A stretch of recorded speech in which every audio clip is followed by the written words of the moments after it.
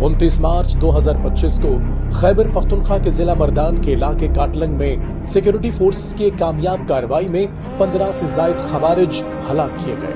लेकिन इस ऑपरेशन के फौरन बाद सोशल मीडिया पर एक मखसूस सियासी जमात ने प्रोपेगेंडा शुरू कर दिया कि इस कार्रवाई में आम शहरियों को भी निशाना बनाया गया। बाद में ये दावा किया गया कि हलाक होने वाले बाज अफराद चरवाहे थे। ये प्रोपेगेंडा कई बुनियादी सवालात को जन्म देता है जिनके जवाबात तलाश करना जरूरी है। अगर वाकई पहाड़ों के ऊपर दहशतगर्दों के बजाय चरवाहे थे जिनको ड्रोन ने मिसाइल का निशाना बनाया, तो उनकी लाशों पर गोलियों के निशानात क्यों थे? आम तौर पर ड्रोन हमले में लाशें नाकाबिले शनाख्त होती हैं, लेकिन यहाँ ऐसा क्यों नहीं हुआ? अगर मारे जाने वाले वाकई एक ही खानदान के अफराद थे, तो उनमें सिर्फ मर्दों की अक्सरियत क्यों थी? 8 जवान मर्द और सिर्फ 2 औरतें क्यों? खानदान के दीगर अफराद, खास तौर पर बच्चे कहाँ हैं? आमतौर पर खवारजियों की तश्कील किसी भी इलाके में जाकर एक खानदान को खाने पीने की जिम्मेदारी देती है। यहाँ मरने वालों की तादाद इस बात को जाहिर करती है कि यहाँ सहूलतकारों का एक खानदान था जिसमें ऑपरेशन के वक्त उनके साथ खवारजी भी शामिल थे। अगर ड्रोन हमले में दहशतगर्दों को निशाना बनाया गया था, तो उन चरवाहों को गोलियां कहां से लगी? क्योंकि उनकी हलाकत की बुनियादी वजह गोलियों के जख्म बताई जा रही हैं। लाशों का पोस्टमार्टम क्यों नहीं करवाने दिया गया? अगर ये वाकई चरवाहे थे और ड्रोन हमले में मारे गए, तो उनके मवेशी कहाँ हैं? क्या कोई भेड़, बकरी या कोई दूसरा जानवर जख्मी हुआ? अगर नहीं, तो ये कैसा ड्रोन हमला था?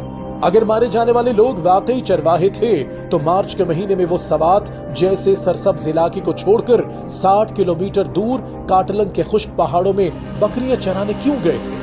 बावसूख जराये के मुताबिक इन चरवाहों की लाशें मुसल्लह अफराद ने गांव वालों के हवाले की। सवाल ये है कि ये मुसल्लह अफराद कौन थे? अगर ये चरवाहे मकामी थे, तो इनका कोई रिश्तेदार सामने क्यों नहीं आया?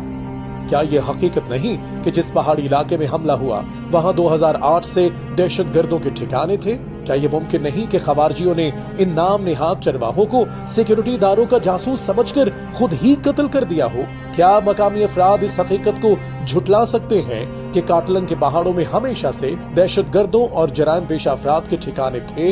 ऐन मुमकिन है कि उन्हीं लोगों ने खुद ही प्रोपेगेंडा करके असल शवाहिद को मस्क करने की कोशिश की हो।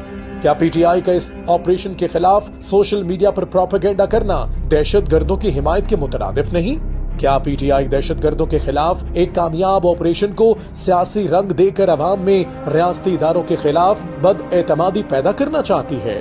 क्या पीटीआई का ये रवैया दहशतगर्दों के सहूलतकारों को बचाने और सिक्योरिटी फोर्सेस की कुर्बानियों को नजरअंदाज करने के मुतनादिफ नहीं?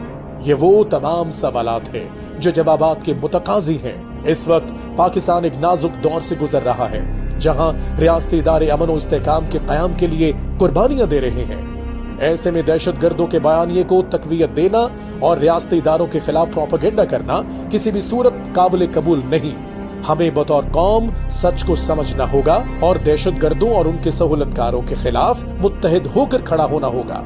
ये जंग हमारी बका की जंग है और हमें इसे हर सूरत जीतना है।